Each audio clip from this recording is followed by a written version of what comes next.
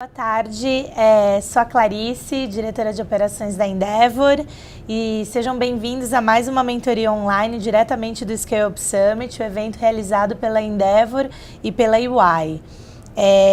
Começar agradecendo os mais de 25 mil inscritos nas mentorias online.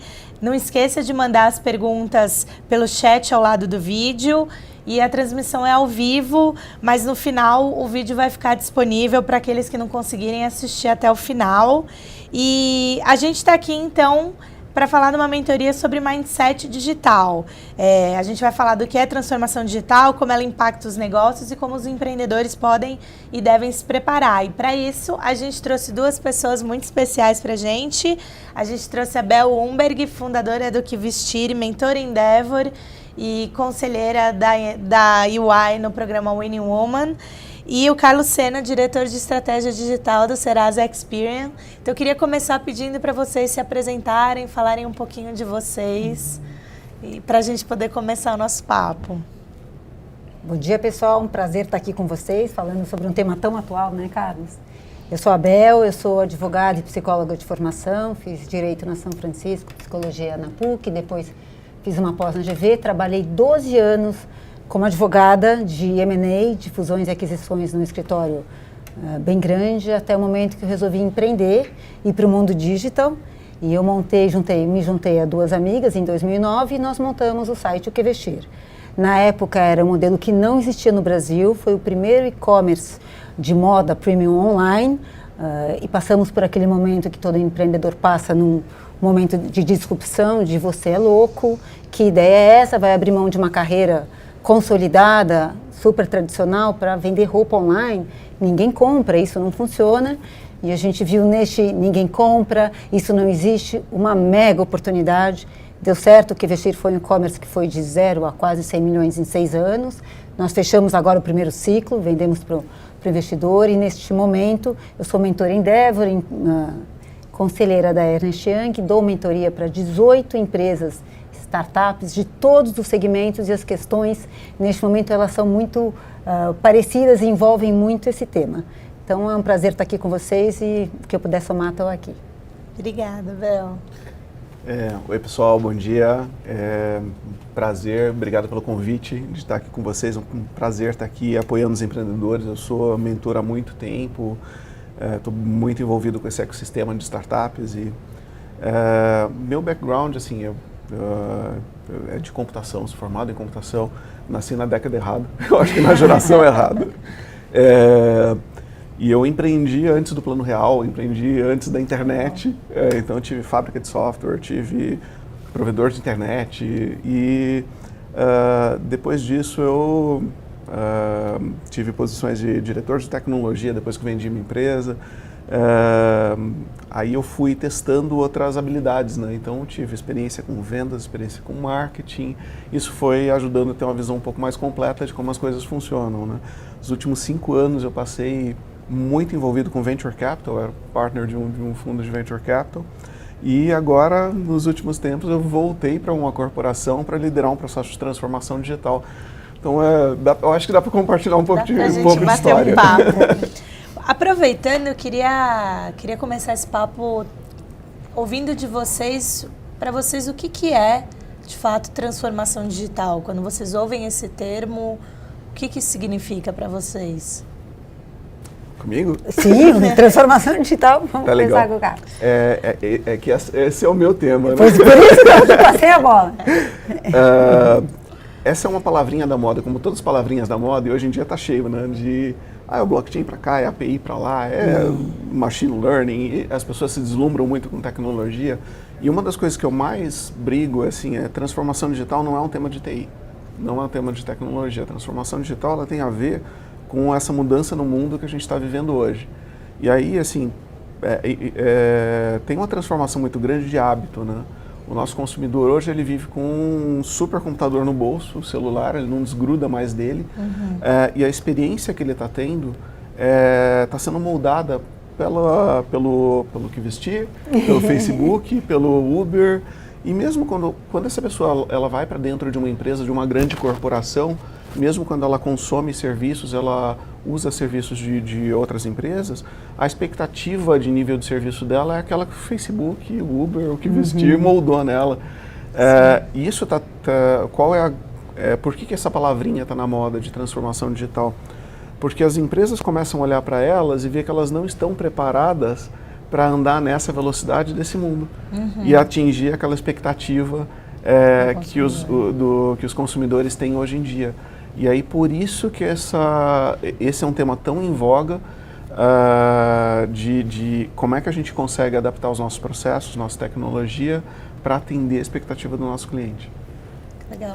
Eu acho que estou super alinhada com o que o Carlos falou. Eu acho que transformação digital tem menos a ver com TI, porque de início as pessoas pensam muito em TI com transformação digital e muito mais a ver com estratégia e mudança de forma de pensar.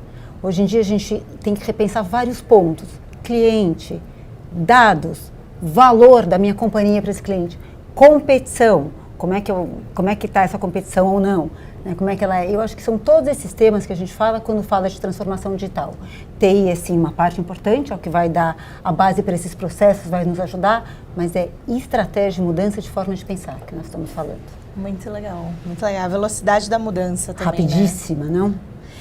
Queria aproveitar, então, que a gente tem vocês dois com experiências e backgrounds diferentes para a gente falar sobre falando de palavras da moda, termos da moda, tem uma expressão que a gente tem discutido bastante no mundo da Endeavor, que é o Be Digital versus Go Digital. Qual vocês acham que é a diferença e os desafios de quem já começa digital e quem está se transformando? E talvez aqui a gente tenha um negócio que começou digital e um negócio que está se transformando. Então, eu queria que a gente falasse um pouquinho sobre isso. Eu acho que... Vamos pensar um caso bem concreto, gente, para a gente responder isso. Go Digital e Be Digital. Bradesco, Nubank. Táxi e Uber. Né, são empresas tradicionais que têm o seu mercado e que de repente perceberam, os novos entrantes, que você tem um valor diferente para ser atendido. Então, são empresas que dão certo, que funcionam, mas, por exemplo, Nubank, você não tem mais papel para imprimir, você recebe seu extrato todo do celular, não tem agências físicas. Bradesco tem todas as agências físicas, o que você tem por trás de uma empresa absolutamente concreta. O que a gente tem que pensar é quais as vantagens e desvantagens ou como a gente faz, que eu acho que é mais essa pergunta, né? Sim. Você nascer digital, você já nasce com esse DNA. Você já traz um time que pensa digital, que já está dentro desse cenário, uma equipe que já está conectada com esse tipo de processo, com essa velocidade. O Go Digital, você tem que principalmente trazer o time com você. Né? Como é que você traz esse time para entender que tem uma mudança, que ela está acontecendo, e se você deixar passar, você pode ser a próxima Kodak, ficou para trás, era o grande player do seu segmento, mas já não tem mais valor para o cliente o que você faz. Então, essa mudança está acontecendo, e como você traz esse time, como você agiliza esses processos, como você trabalha melhor esses dados. Hoje a gente tem, por conta da nuvem e da facilidade de você obter dados, de você armazená-los mais baratos, dados sendo gerados a todo momento, como é que você vai ler esses dados e, mais do que isso, como você vai transformar ele em estratégias que levem o seu negócio para um lugar que traga mais valor ao cliente.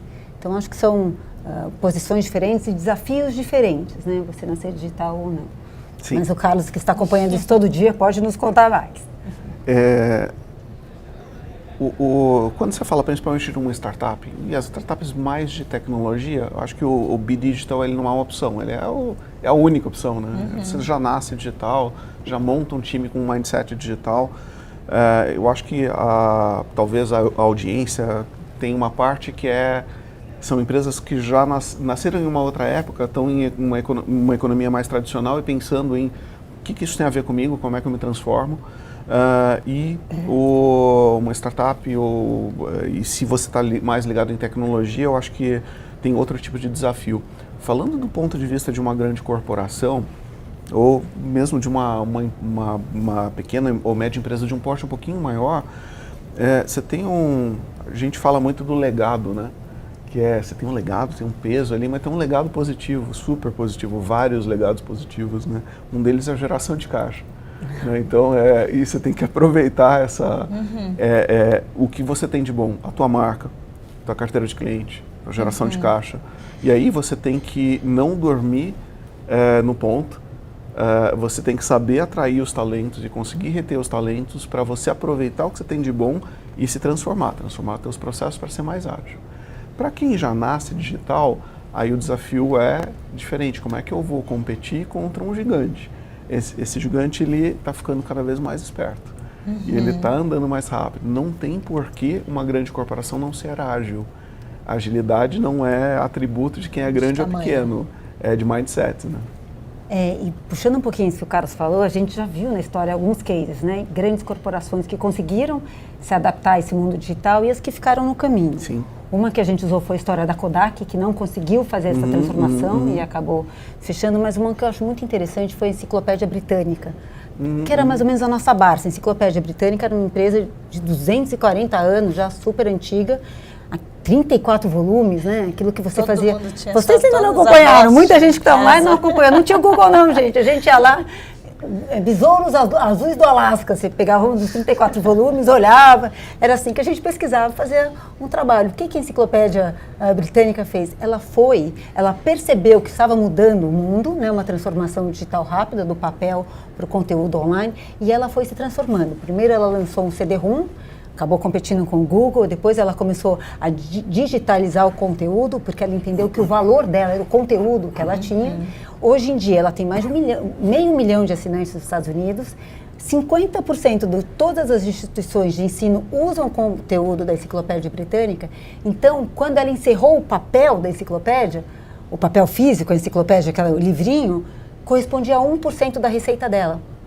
Qual é a diferença de uma Enciclopédia Britânica para uma Kodak ou para uma Blockbuster, que foi engolida, né? Teve 9 mil pontos físicos e, de repente, foi engolida por uma Netflix. Não entendeu o valor que a Netflix estava trazendo, que era de recomendação, milhões de valores atuais da Netflix, e não conseguiu se reinventar.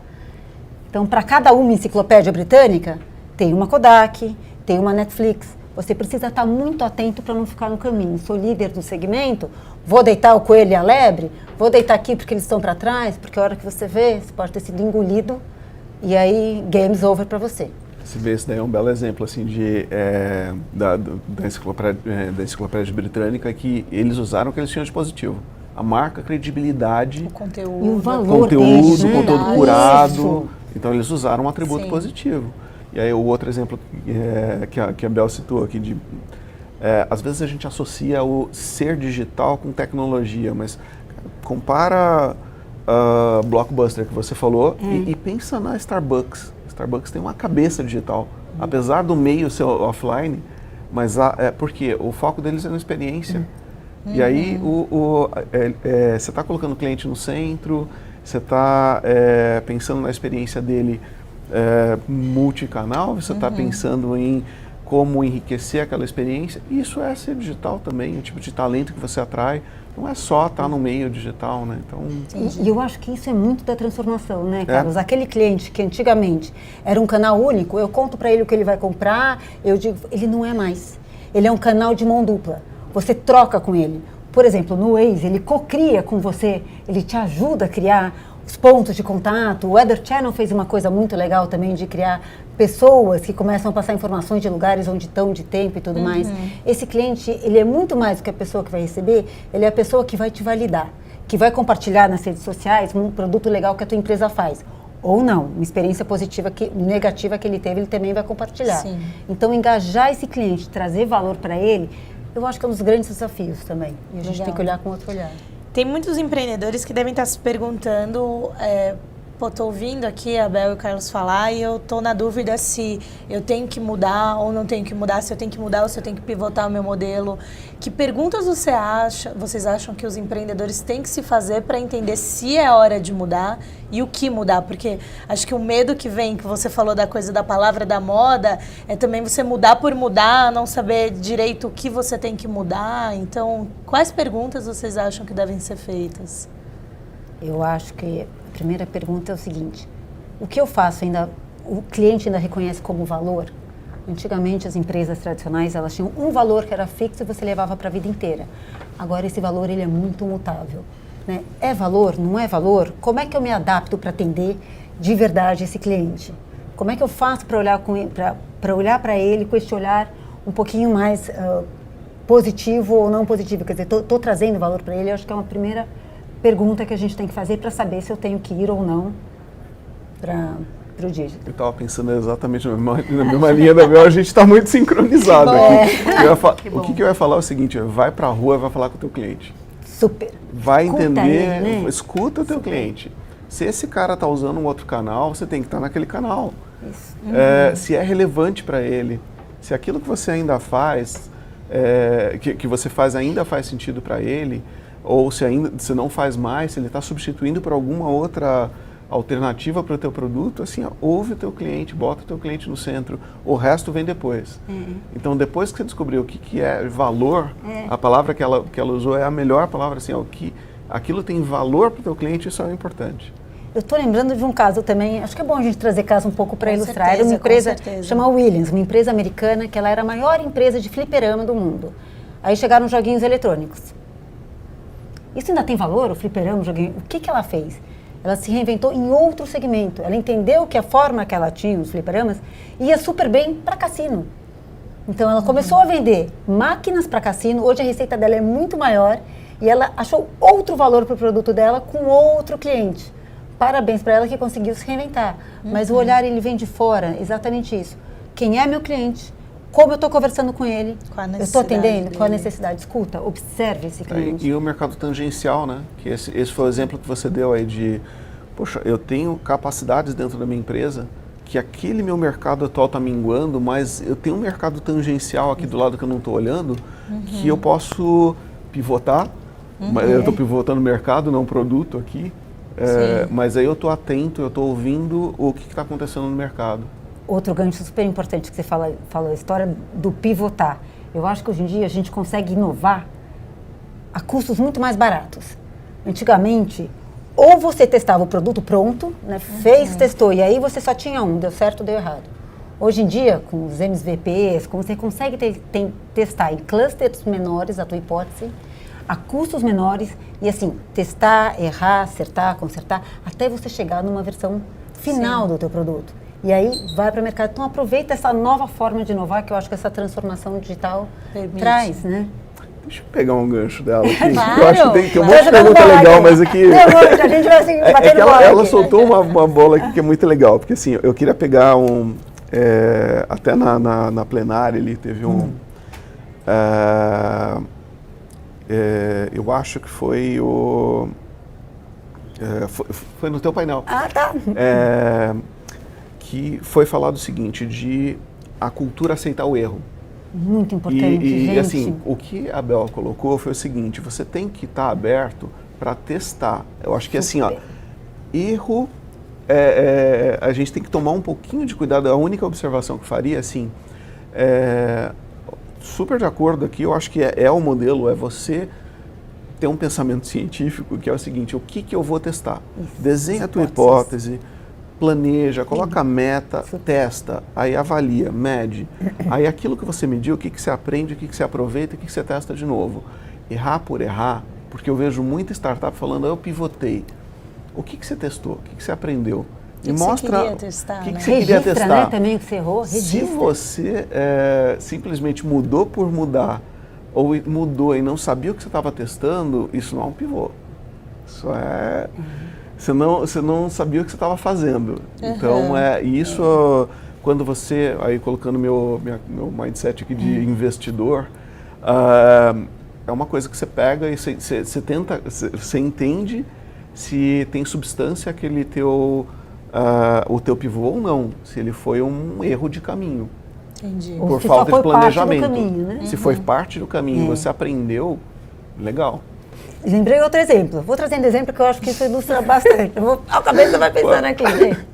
Run the Runway, aquela loja de aluguel de vestidos americanas, que hoje é super grande. Quando elas começaram, as duas fundadoras, primeiro elas usaram uma janelinha de oportunidade, que tinha um evento, uma festa, e minha irmã ia vender o rim para comprar o vestido. E eu pensei se tinha alguma outra forma, né? Em vez de vender o rim, de estar bem vestida. E resolveram testar algumas hipóteses. A primeira hipótese foi o seguinte: se eu colocar vários vestidos no espaço físico e contar para essa mulher que ela vai pagar 10% do que ela pagaria para alugar, do que ela pagaria para comprar, será que funciona? Ela fez isso, saiu distribuindo folder em Yale, antes em Harvard. De fazer site, antes de fazer nada. Antes de tudo.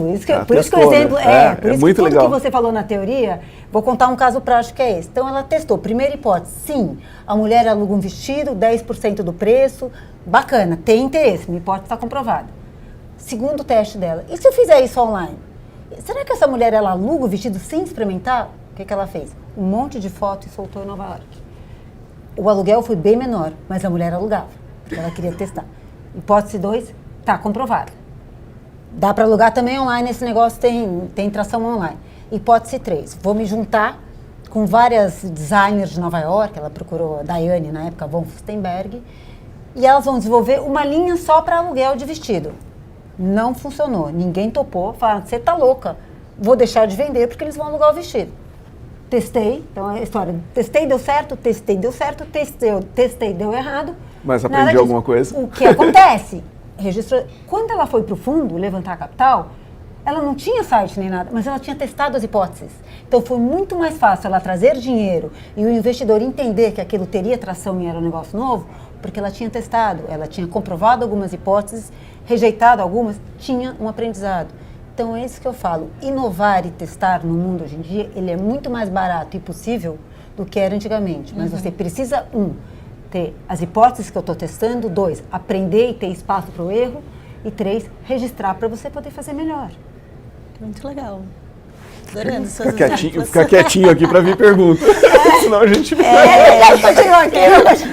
Eu queria trazer um aspecto, a gente tem algumas pessoas perguntando sobre negócios offline que querem começar a ter negócios online, sobre a integração ou separação. Então, eu estou aqui com uma pergunta do Daniel, que tem uma loja física, e ele está perguntando sobre que adaptações de marketing e estrutura ele precisa fazer para se preparar para o mercado online.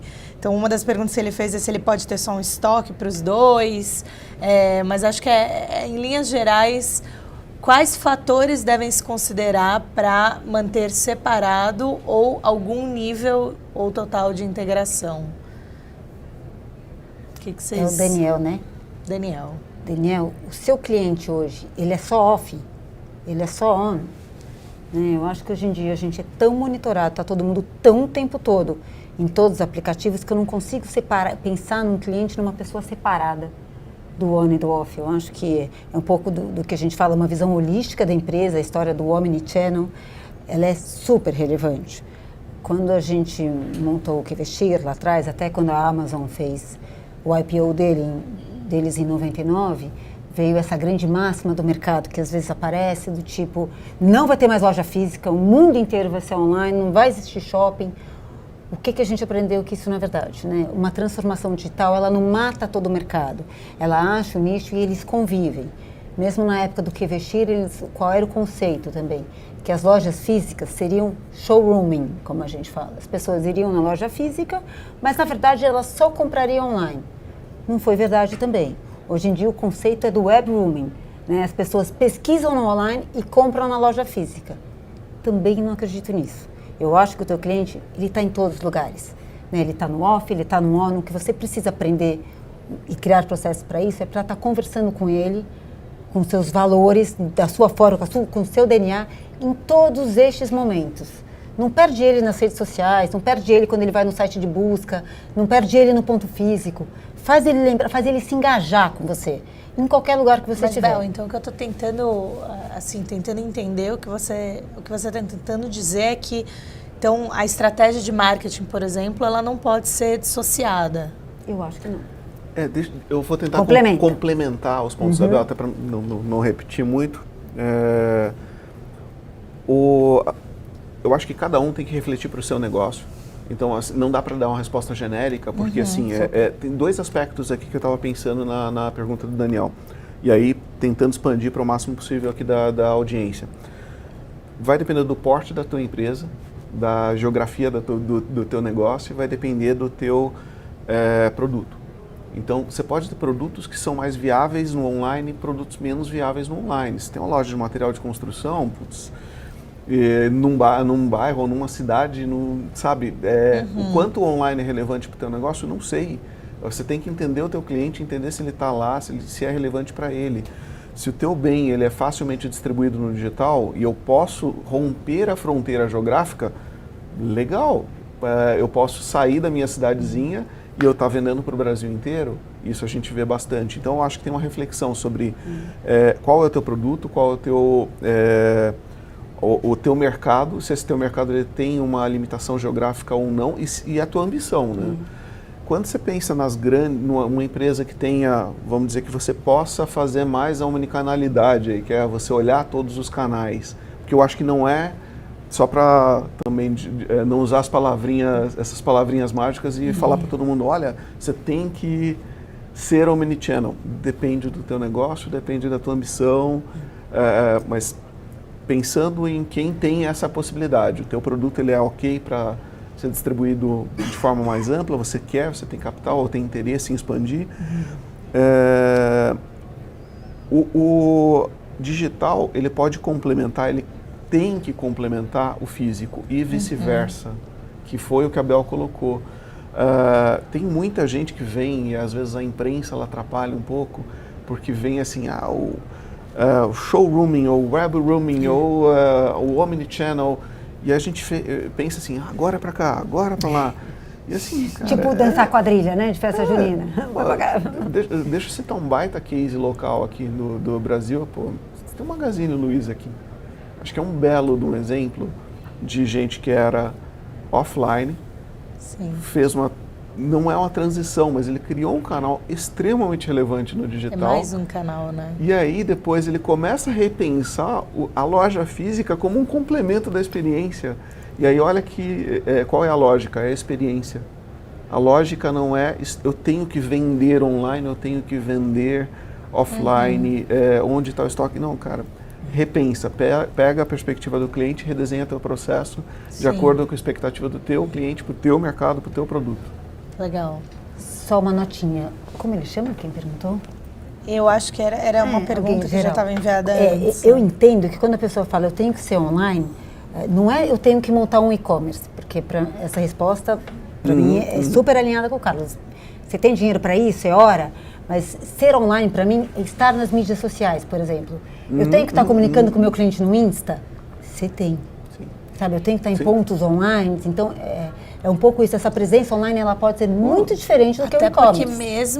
Até porque mesmo que você não venda por algum canal, o teu cliente pode estar falando de você no canal. Super. E quem não é visto não Facebook, é lembrado. E você tem um online tão barato. Exato. Reclame aqui. Então, Mesmo que seja isso. mesmo que teu negócio seja local. Perfeito. Por isso que eu falo, pense nas mídias sociais. Você tem que ser online, você tem que estar lá, senão as pessoas não te conhecem. Era Daniel. Daniel, então, só essa notinha de rodapé. Olha só, eu queria trazer mais um elemento que é pessoas, né? As pessoas que trabalham na empresa, né? Então, a Tânia trouxe uma pergunta muito interessante aqui. A empresa dela é de comunicação e assessoria de imprensa e elas estão no processo de unir o jornalismo com o digital.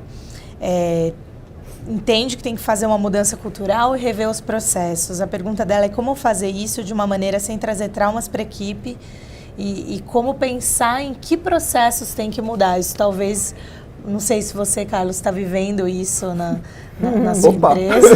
Opa, Eu acho que pode ser uma coisa legal para falar como... Porque se no fim o negócio é feito de pessoas que estão ali trabalhando. A maior transformação é na cabeça das pessoas.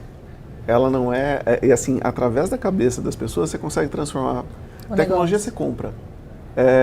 Processo você muda. Se você tem as pessoas com o mindset correto, alinhado em propósito. Então, começa com propósito. Qual é o teu propósito? Qual é o propósito do teu business para servir a qual cliente? E através desse senso de propósito, você consegue mudar a cabeça das pessoas. Não é cabeça, tem algumas coisas que você muda, outras não. Né? Tem alguns vícios que você corrige, outros não. Mas eu acho que tudo começa com a questão de propósito. Eu estou tentando expandir um pouco mais do que a área específica dela, mas acho que ela tem que revisitar, assim, hoje em dia, o que é uma assessoria de imprensa? E aí volta na questão anterior. Ela é super digital.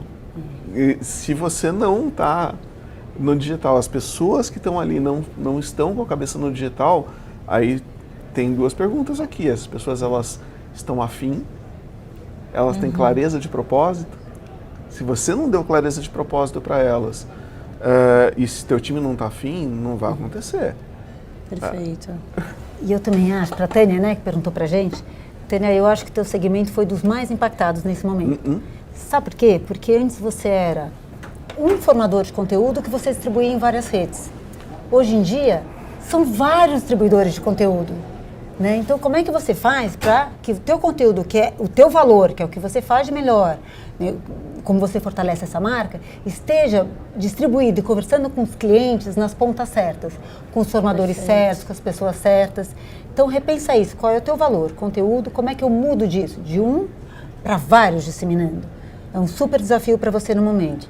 E estou super com o Carlos. Eu acho que essa mudança ela é interna. Tem que mudar o mindset da tua equipe.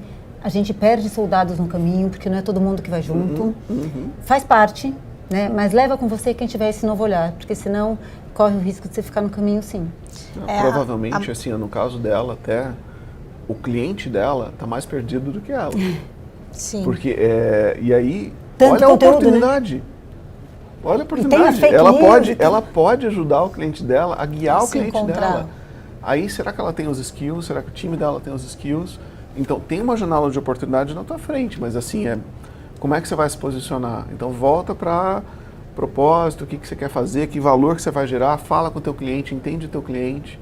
E aí, falando de novo da grande corporação, um trabalho que a gente tem que fazer super, assim, a 4 mãos com desenvolvimento humano, com recursos humanos ali, para ajudar a guiar as pessoas, ajudar as pessoas a, de novo, vai ter soldado que vai ter soldado que fica. Puxando esse gancho de RH e de desenvolvimento humano, eu imagino, né, eu sou dessa área, né, toco operações na Endeavor, mas como é que vocês veem o papel do RH nessa transformação, né? Como é que você torna o RH digital ainda falando de pessoas para melhorar resultados, ampliar a integração? Acho que tem alguns elementos aí que que a gente pode explorar também. Eu tenho alma de psicóloga, lembra? Comecei lá atrás e eu acho que qualquer empresa é sobre pessoas e processos.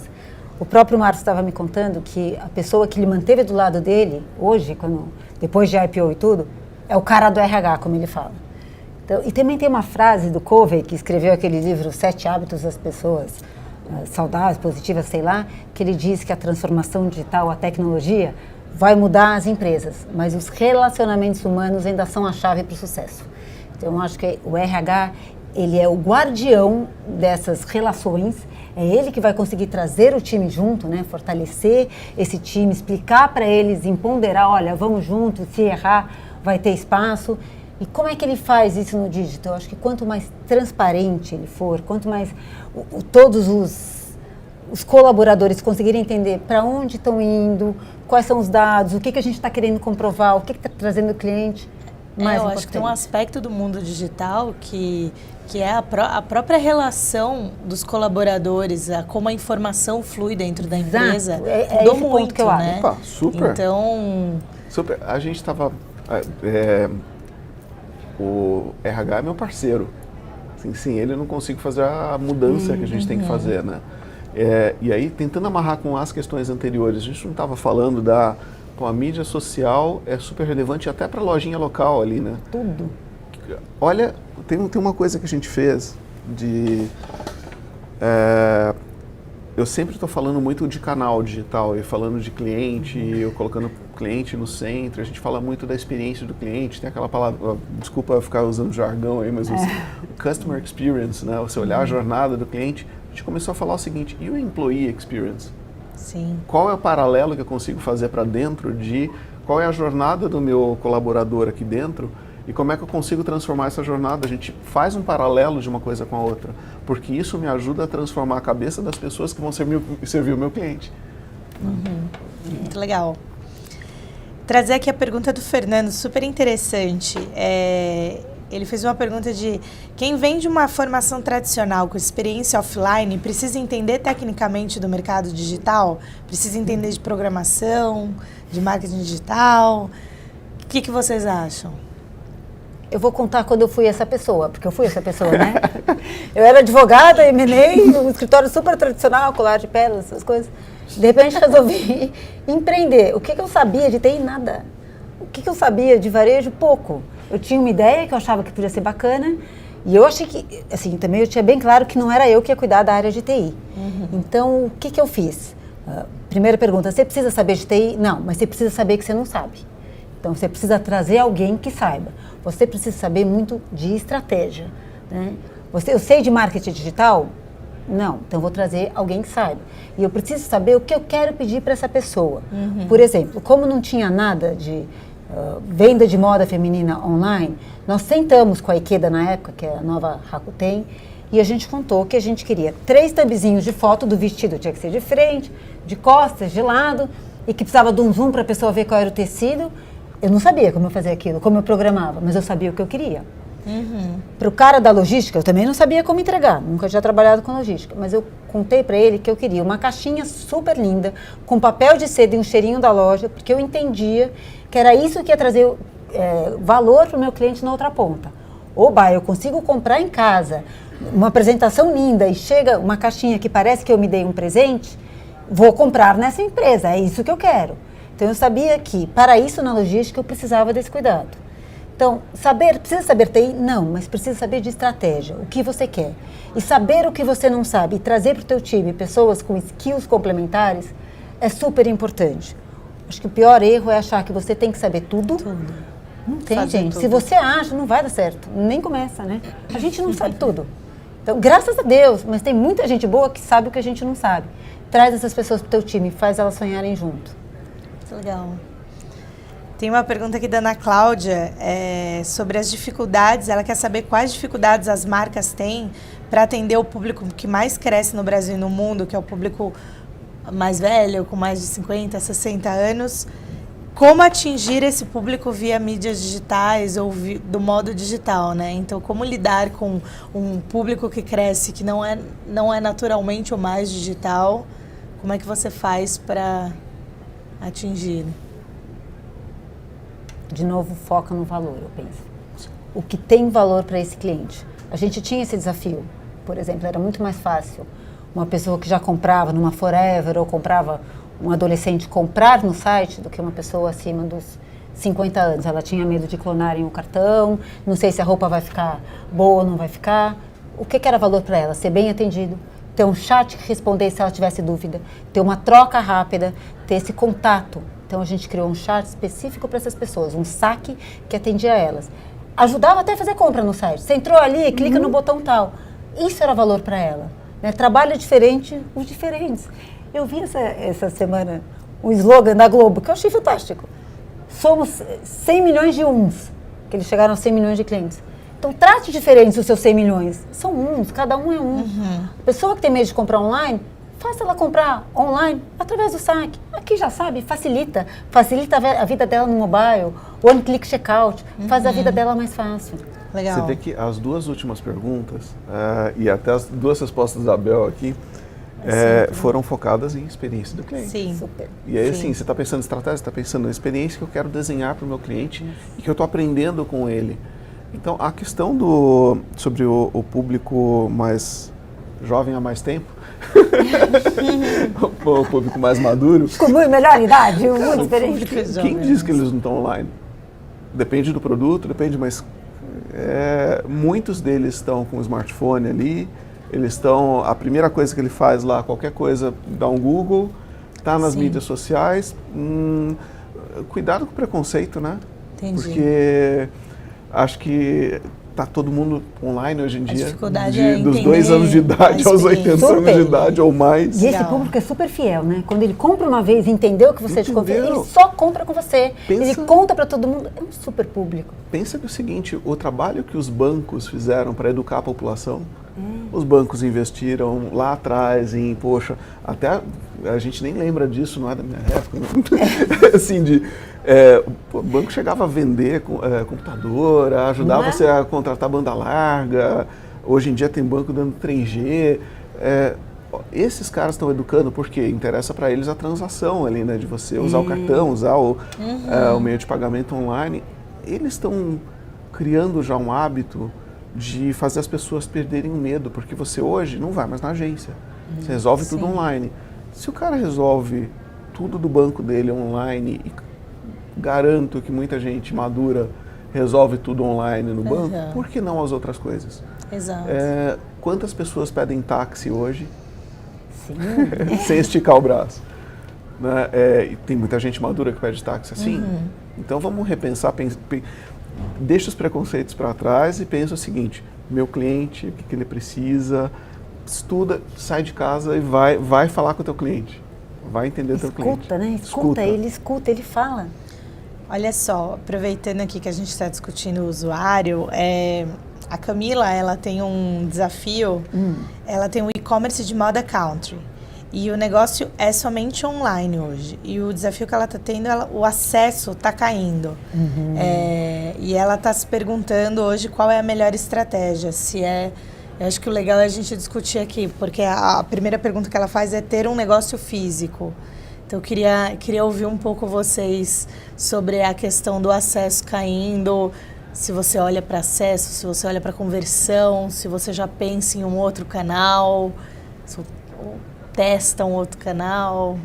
Posso falar de assim, eu não entendo de moda, eu não entendo de country, então isso eu vou deixar com a Bel. De country eu também não entendo, mas vamos lá. Mas eu vou puxar para uma pergunta que foi feita lá atrás, uma resposta que a Bel até deu lá atrás, que é sobre a questão de desenho de experimento, né? E assim, primeira coisa, será que você está medindo bem? Então, muita gente olha lá, assim, não se aprofunda nas métricas, não tem as métricas bem desenhadas, não tem um funil bem desenhado. Então, primeiro, vê se você está medindo direitinho e depois desenha seus testes, assim, poxa, deixa eu testar um canal diferente, deixa eu testar um anúncio no Facebook, deixa eu testar campanhas diferentes, criativos diferentes. Faz teste, vê o que funcionou, testa pequeno, com pouco dinheiro, vê se funcionou. Não acha que, assim, olha, aí eu não sei, sem conhecer mais o caso, mas você está dependendo só de tráfego orgânico, aí, assim, o mundo está girando muito rápido hoje em dia. Entender de onde vem as fontes, né? Um pouco do que a gente fala, que são muitas perguntas nas mentorias que eu dou. Eu preciso montar meu e-commerce. Será? Quem é você? Porque o teu e-commerce, a tua loja física, as pessoas passam na porta. O teu e-commerce, se você não investir em marketing um pouquinho, em plataforma, que é caro e tudo mais... Descobrir qual é o canal que você tem que investir. Ninguém vai vir mesmo. Então, será que a gente não tem que testar? Como ela chama? Camila. Camila, será que a gente não tem que testar o teu produto antes? Você está com o produto certo? A faixa de preço é certo? É o que o teu cliente está procurando? Será que é online que você vai testar isso já? Porque isso tem um custo. Se você tiver um caminhão de dinheiro, mantém teu e-commerce, investe ou vai trazer investidor já, é tudo super oneroso. Bacana, mas se você não criou ainda o desejo, a sua marca não se posicionou, eu acho que você está começando pelo meio. A primeira pergunta, quando as pessoas me procuram, é isso: como eu monto o meu e-commerce? E a segunda, para quem já montou, é por que o meu e-commerce não converte, que é a tua pergunta. Porque a gente tem que testar umas premissas antes. E aproveita esse momento que o teste é barato. Foca nas suas hipóteses, pega focos grupos menor, usa as mídias sociais, tudo isso é mais barato que o e-commerce. Quando você testou e falou, funciona, traga o valor que o cliente quer... Mais barato do que abrir a loja física. Muito mais. Você tem caminhos mais baratos, mas você tem que saber ao que você vai responder, fazer as perguntas certas, que é um pouco este mundo maluco, que todo mundo produz dados, e você tem milhões de dados, mas você não consegue ler os dados às vezes. Testa o teu produto, faz as perguntas certas primeiro. Depois você pensa no teu e-commerce, como é que você faz. E quem sabe você chega à conclusão que sim, faz sentido ter a loja física, porque me complementa de alguma forma, mas testa da forma mais barata possível. Online é super barato de se fazer os testes. Exato, tem outras formas mais baratas. Questiona as tuas perguntas, se as tuas perguntas são as perguntas corretas. Exato, e faz o teu plano de voo, que eu brinco sempre. Se você quer ir para a Bahia, você tem que sair um plano de voo, porque se você sair sem plano de voo, você chega em Porto Alegre. E aí você fala, opa, eu estava indo para lá, mas esquecemos de, né, fazer a checagem no meio do caminho, era para lá que eu estava indo. Então, olha para o teu cliente, pensa amarrando com o que a gente falou lá atrás do pivô, né? Super. Porque assim, é a mesma coisa o pivô sem plano, você não sabia para onde você estava indo. Você decidir mudar de canal sem você ter medido, sem ter testado, também aproveita esse momento da transformação, que o teste é muito mais barato para você inovar, é mais positivo, os dados são muito mais acessíveis, você consegue comprovar a hipótese. Esse é o lado bom, né, da transformação. Dá para você fazer isso com menos custo e aprender rápido. E registro que você aprendeu, tem espaço para o fracasso também. Só acertando, só errando que a gente acerta. Tem muita gente perguntando sobre modelos de negócio, né? Então, algumas questões específicas de modelo de negócio. Então, a Gabriela está perguntando se o mercado de assinaturas online para produtos ainda vale a pena. O Igor está perguntando se os marketplaces vão impactar as lojas virtuais, e-commerce. Então, eu queria ouvir um pouco a visão de vocês sobre os diferentes modelos, como considerar e compará-los quando você está pensando no seu produto ou no seu serviço. Bom, eu vou tentar ampliar, deixar bem genérico aqui também a resposta para tentar atingir o máximo possível de pessoas, até porque são várias perguntas, né? Não tem regra mágica, tá? Porque tem muito esse mercado, principalmente quando a gente fala de startup, tem o modismo, né? O modismo do marketplace, todo mundo vai querer marketplace. Daqui a pouco é o modismo do SaaS, da venda recorrente, ou assinatura, e todo mundo vai querer vender qualquer bobagem por assinatura. E assim, será que faz sentido? Será que aquilo é alguma coisa que, quando você pensa, o modelo de assinatura nasceu no software, por uma necessidade de maior eficiência de capital. Simples, porque é muito custoso fazer um modelo de distribuição on-premises, é muito caro, aí nuvem e tudo mais. Isso fez com que surgisse esse modelo no software, e depois muita gente, de forma muito interessante, e, poxa, você vê o caso da Wine aqui no Brasil, um baita de um case de trazer esse modelo de recorrência para vinho, mas esse modelo fora deste baita case, ele decolou realmente? Ou as pessoas pegaram e falaram, olha, eu vou pegar esse modelo, vou aplicar num outro negócio, mas ele não viu se naquele mercado fazia sentido. Então, back to the basics, assim, volta para o básico, entende como é que está as forças desse teu mercado, quem são os atores desse teu mercado, para entender o seguinte, eu consigo desintermediar esse mercado, eu consigo ou intermediar esse mercado, para aí você pensar, faz sentido ter um marketplace ou não? Eu vou brigar com um cara gigante? E aí tem temas um pouco mais específicos aí, não sei se você quer falar um pouco dos marketplaces no e-commerce, porque eu acho que é um fenômeno forte também. Eu acho que o marketplace ele chega nesta mudança também da transformação digital na área da competição. Hoje em dia a gente tem todas as plataformas novas, que é a história do Uber, do Airbnb, do próprio Marketplace, onde duas pessoas diferentes se juntam para somar forças e ter um resultado positivo.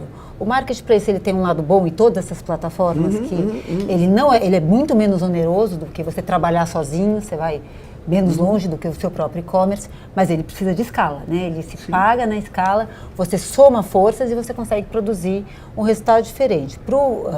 Para a moda, para o varejo de moda, eu acho que sim, o marketplace hoje é uma hipótese muito interessante. Quando a gente começou o Que Vestir, a gente acreditava mais no modelo e-commerce. Ele é oneroso, ele funciona, mas ele custa, você tem um investimento muito alto, que compromete um pouco a operação. A gente está vendo por aí, né, os e-commerce com algumas questões ainda de break-even e tudo mais. Então, o marketplace, você estar no marketplace, eu acho que te agrega mais valor sim no começo, assim como você está nessas plataformas, eu acho que é uma boa possibilidade sim para testar. E pode ser uma bela alternativa para, por exemplo, um empreendedor que é um lojista offline. Eu falo muito isso para as online. Empresas que eu dou mentoria. O marketplace é barato de você entrar, você não tem custo. O que eu estava questionando um pouco, assim, muitos marketplaces que são criados de forma artificial para que você tenta ser o middleman no mercado que não faz sentido. Isso é uma coisa que a gente vê isso. Neste mercado competitivo novo das plataformas. Quem se posiciona primeiro é muito difícil você conseguir um concorrente. Isso. Né? O cara melhor posicionado de marketplace já ganhou o mercado. Sim. Né? O Airbnb, por exemplo, hoje ele é maior que a cadeia inteira do Hilton. Foram 10 milhões de clientes ano passado. São 194 países onde o Airbnb está. Então, deixa eu voltar para a nossa amiga Camila do Country. Camila. Será que você testou outros canais? Isso. Assim, será que essas são alternativas interessantes? Menos onerosa, você tem essa possibilidade. Use essas janelinhas de possibilidade, porque o capital é o que mata a gente. Ainda mais neste país, né, onde o financiamento da operação é caro, tenta crescer a tua empresa de uma forma que você gaste menos. E hoje em dia a gente tem muitos caminhos. E aí, não tem uma resposta mágica para todo mundo e não tem assim, para alguns, estes marketplaces são ameaças, porque eles podem ser uma ameaça para o negócio. Para outros é uma baita oportunidade. De como eu expandir o meu negócio. Daí que você decide se você compete ou coopera, né? Se você não entender a dinâmica do teu mercado, não tem resposta que sirva para você. A pergunta do gato da Alice. Você está indo para a Bahia, você não sabe para onde você quer ir, qualquer caminho serve. Você vai para Porto Alegre, não é isso? Legal. Tem bastante perguntas sobre redes sociais. Então, o Luciano está perguntando sobre como você decide a importância de estar em todas as redes sociais ou não, como você, no momento em que o alcance orgânico está diminuindo, como você decide, por exemplo, se você investe em propaganda no Facebook, no Instagram, deixar a fanpage fechada ou aberta para interagir mais com o público. Que dicas vocês têm para esse momento de tomada de decisão em redes sociais, de estratégia em redes sociais? Quer começar? Eu estou ficando chato, porque eu estou ficando repetitivo, porque assim, não tem uma resposta, não tem uma resposta padrão para todo mundo. A gente montou uma listinha, eu e a Bel, que fatores normalmente vocês levam em conta? De sugestões de leitura, de blogs, a gente montou uma listinha para o pessoal passar no chat. Assim, gente, tem muito material disponível, tem umas sugestões de curso que vocês podem fazer online de marketing digital. Então tem muitas dessas respostas que assim, sem ter um papo direto e entender qual é o teu problema, não tem resposta genérica.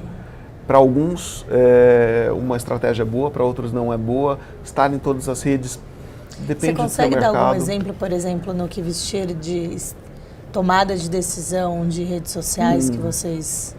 Eu acho que a pergunta ele perguntou se tem que estar em redes sociais. Decisão de investimento ou não, presença ou não. Eu acho que sim, você tem que estar em rede social. Não tem muita alternativa se não está, porque o mundo está. Né? Hoje tem uma teoria que diz que em 2035 todo mundo vai estar online. Então você precisa estar em alguma rede social, cada uma tem a sua linguagem. Twitter é uma linguagem, Face é outra, Insta é outra, todas essas redes têm. Você tem que se comunicar, não adianta só estar numa linguagem que não é dessa rede social. E eu vou voltar um pouquinho de novo, a gente vai bater em algumas teclas, às vezes é um pouco repetitivo, do testar. Antigamente, testar era caro. Hoje, testa a rede, fala uma linguagem, mas mede. Funcionou, não funcionou, estou usando o Insta, está convertendo super bem, o Stories está indo legal. Eu faço muito isso com as empresas que eu dou mentoria. A gente muda um pouquinho a linguagem do Insta, gente, a venda triplica.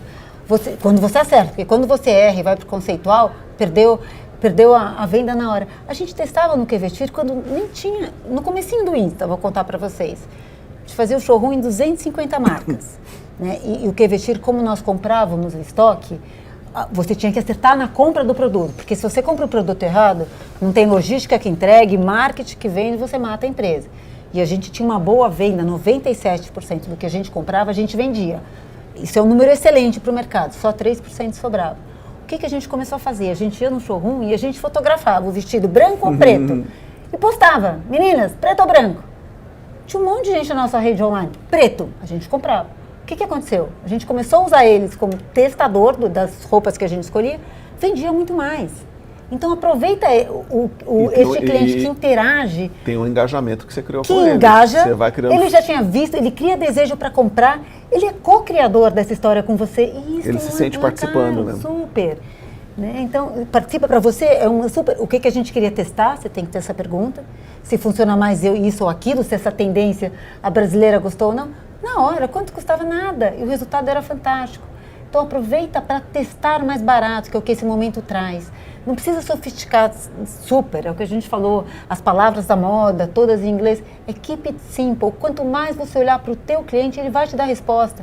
Esquece das teorias, das palavras bacanas. É o cliente que vai comprar, é o cliente que vai se engajar ou não e que vai falar bem de você. Então, foca nele. Legal, muito Mas bom. Aí tem assim, tem alguns cuidados, eu acho que até o material que a gente sugeriu ali para o pessoal,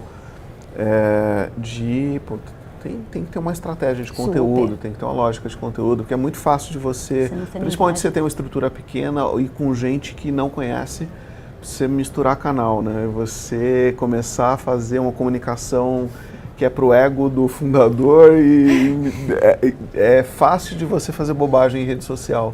Então, assim, é simples, pequeno, pensa numa estratégia de conteúdo profissional com um objetivo claro. Se o teu objetivo claro, e eu acredito que a maioria é crescer o negócio e vender mais, então, assim, aqui isto está contribuindo para vender mais, para satisfazer o meu cliente, para gerar engajamento com o meu cliente, legal.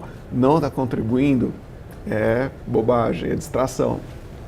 Exatamente. E na opinião de vocês, quais são, por exemplo, métricas interessantes, sei que podem não se aplicar a todos os negócios, para você entender se a sua estratégia de marketing digital está funcionando? E aí eu queria entender se vocês conseguem explorar de B2C versus B2B, por exemplo, né? Como é que vocês conseguem... A pergunta foi de B2B, marketing digital B2B. Como é que você consegue entender que métricas... O Tárcio perguntou. Tá. Tárcio, você tem que pensar na tua jornada do teu cliente, né? E você pensar nos pontos de inflexão dessa jornada desse teu cliente. E aí você está capturando, você tem que entender se você está... tem que tomar muito cuidado, porque assim, o tema de métricas tem uma abundância de dados, é muito fácil hoje, você vai lá, bota um Google Analytics, você começa a ver um monte de dado.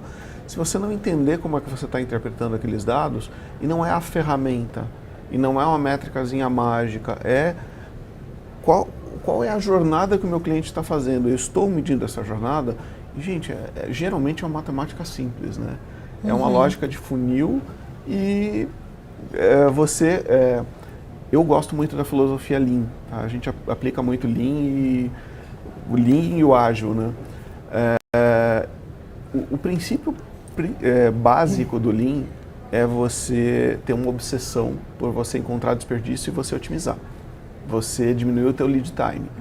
Então, se você tem uma lógica de funil muito clara, você entende os passos do teu cliente, chame essa métrica do que você quiser.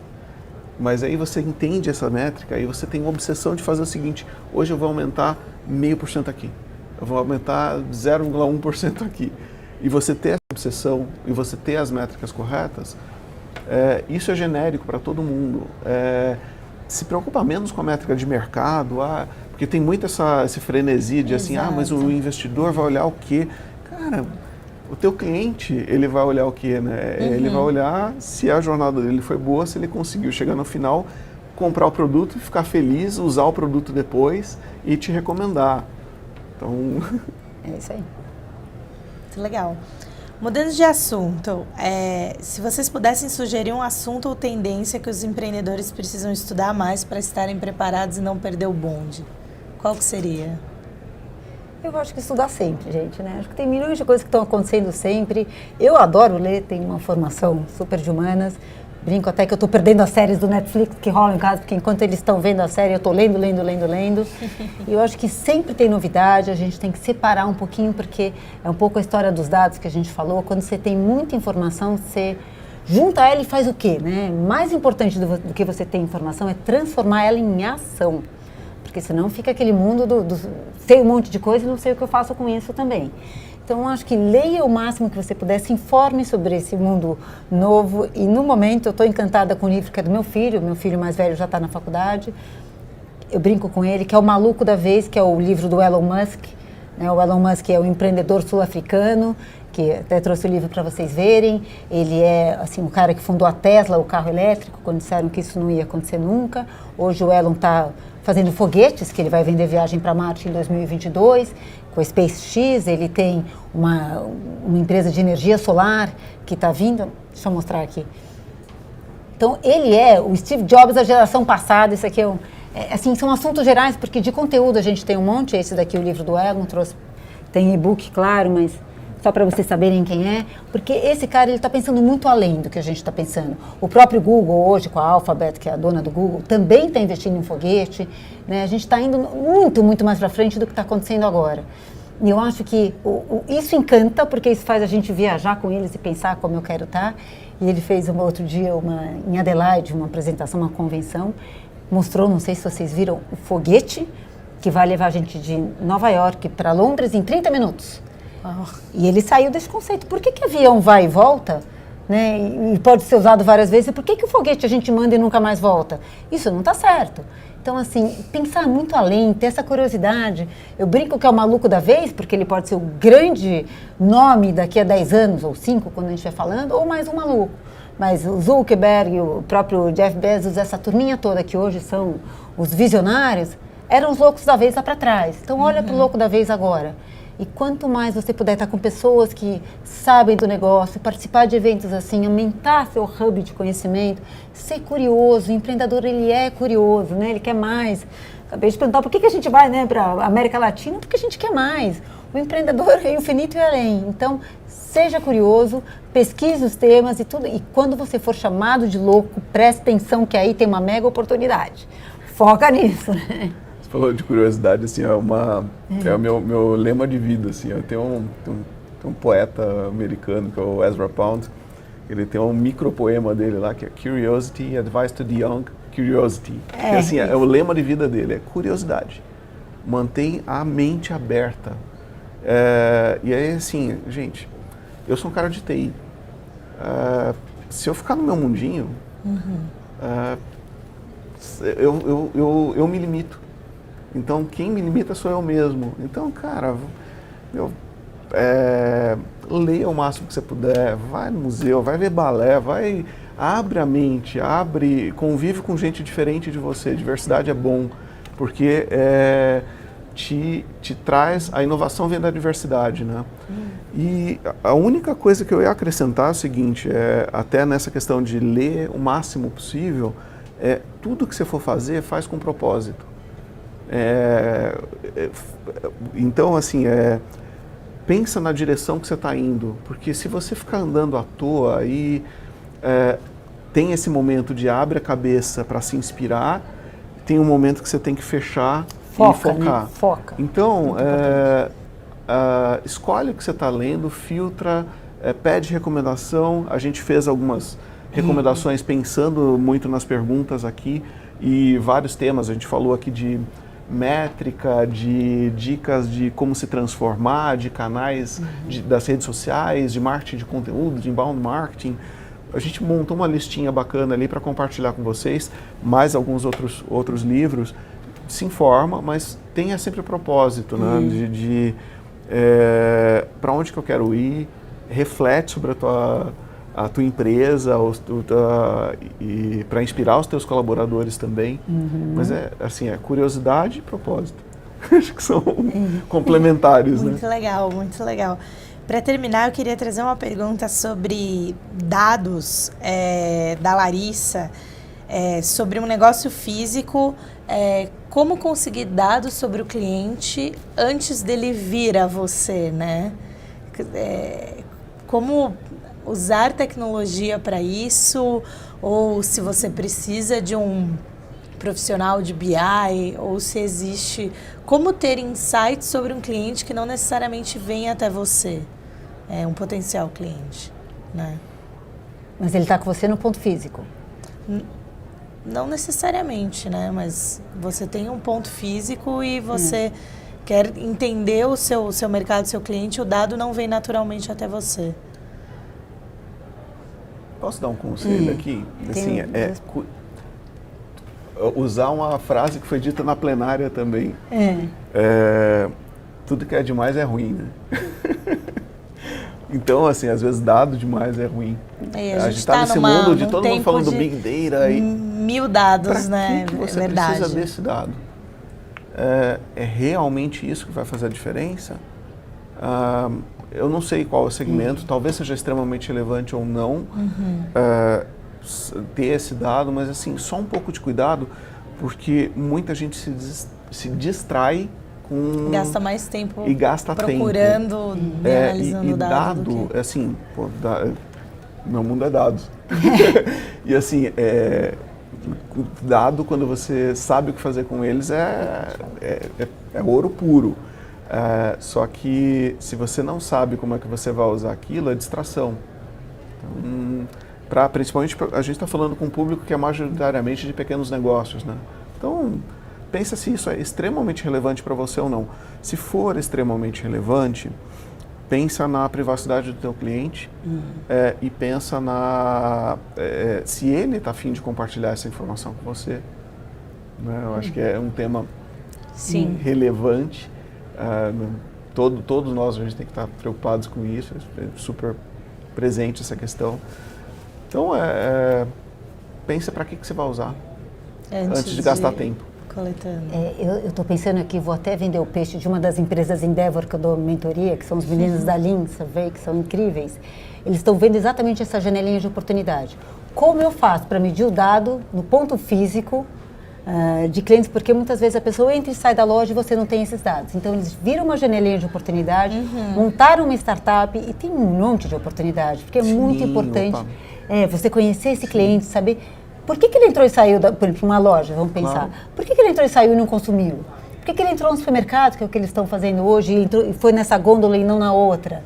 Então, acho que aí tem uma super informação. Super. E hoje em dia a gente tem um monte de empresa fazendo isso, né, Carlos? E você está usando isso, só um comentário, né? Você está usando isso em benefício do cliente. Sim, e para você ler qual é o valor que o cliente quer. Esse é um ponto importante. Muita gente faz isso legal hoje, eu acho fantástico. A Magic Band da Disney, eu tenho um filho pequeno, também tenho grande, mas enfim. Quando você vai lá agora, você ganha uma pulseirinha que te segue em todos os lugares. Para entrar no hotel, os brinquedos que você vai, a comida que você comeu. Pensa, isso tudo vai para uma base de dados na Disney, que vai saber que a tua filha pequena gosta da Pocahontas e come cachorro-quente. Se ele trabalhar bem esse dado e souber o que fazer, ele vai personalizar tão bem que ele vai começar te mandando informações e promoções daquele segmento que conversa com você, com a tua filha. Você só vai para a Disney. As próximas 4 férias serão na Disney. Então, medir esse teu cliente, saber que dados traz valor. Personalizar, eu estou falando com você, a British faz isso também no programa que eles têm, no How To, sabe exatamente quem é o cliente, se foi na econômica, na business, o que comeu, e depois ela personaliza. Personalizar tem um valor incrível, conversa com o teu cliente. Então, quando você consegue esses dados para trabalhar dessa forma, ouro, você tem ouro na mão. Quando você consegue esses dados para nada, sem estratégia, você tem uma baita dor de cabeça, porque administrar esse mundo de dados que não para de chegar novo, te afoga. Muito legal. Você não enxerga. Insistindo de novo no ponto, assim, você vai usar isso para o benefício do cliente. Sim. Legal. É isso aí. Esse caso da Disney, da British, eles são para servir melhor o cliente. Aí, obviamente, se o meu cliente fica satisfeito com a experiência que ele teve comigo, ele vai consumir mais comigo. É isso. É uma consequência natural. Tem muita gente que olha o seguinte, não, como é que eu uso esse dado para depois incomodar meu cliente? Eu vou fazer um spam com ele. Aí não. Aí você joga contra. O efeito no futuro é reverso. Então, pensa para que você vai usar o dado e pensa em trazer sempre... valor para o cliente. E nesse mundo que a gente está vivendo agora, essa transformação digital, ela tem muito a ver com se colocar no lugar do cliente e olhar do cliente para dentro da empresa, e não de dentro do cliente para fora. Sim. Muito legal, gente. Infelizmente, nosso tempo acabou. Foi muito rápido, a gente poderia ficar conversando aqui durante mais 1 hora. Verdade. Queria agradecer a Bel e o Carlos pelos insights, eu que agradeço. por participar, por serem mentores da Endeavor. Super prazer. Super. Queria chamar vocês para a próxima mentoria, que vai ser às 2, que é a Não Se Afogue, estruture sua área de vendas para crescer. Eu gostei. Com Carlos Costa Venham. Pinto, sócio da Bizup. Sejam online. Esse tema é bom. Vai ser com Carlos Costa Pinto, que é sócio da Bizup, da CCP Gestão e Consultoria, e também a mentoria Endeavor. E até lá vocês podem voltar para o canal 1, que é a plenária, e conferir uma palestra com o sócio da Y Combinator, a principal aceleradora de negócios do mundo, que está começando agora.